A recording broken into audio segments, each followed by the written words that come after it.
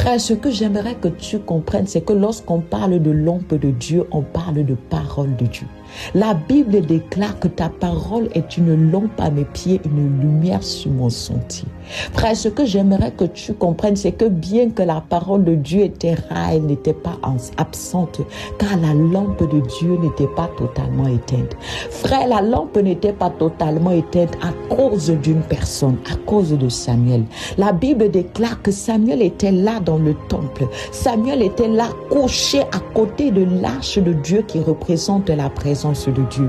Alors que Dieu était silencieux, Samuel était dans la présence. Alors que Dieu était silencieux, Samuel était dans l'intimité en train de chercher l'Éternel.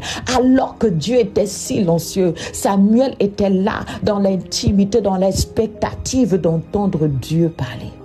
Frère, alors que Dieu était silencieux, Samuel était consacré et il servait jusqu'à ce que Dieu ait parlé. Frère, ce que j'aimerais que tu comprennes, c'est que bien qu'Élie était rejeté de Dieu, c'est Élie que Dieu a utilisé pour introduire Samuel dans son appel.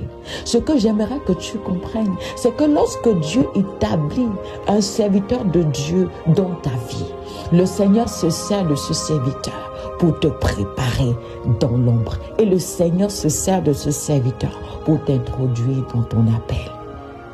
Frère, ce que j'aimerais que tu comprennes, c'est que Samuel, depuis son enfance, était dans le temple. Il servait dans l'ombre, il servait dans le silence.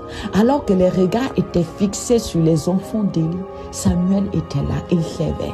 Il n'attendait pas de reconnaissance dans le nom. Il n'attendait pas que son nom soit élevé, non.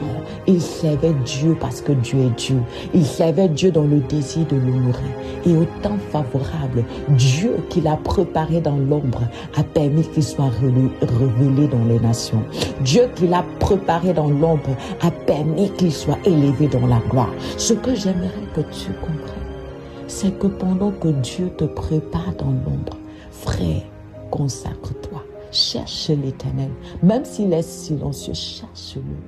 Et au temps favorable, il t'élève.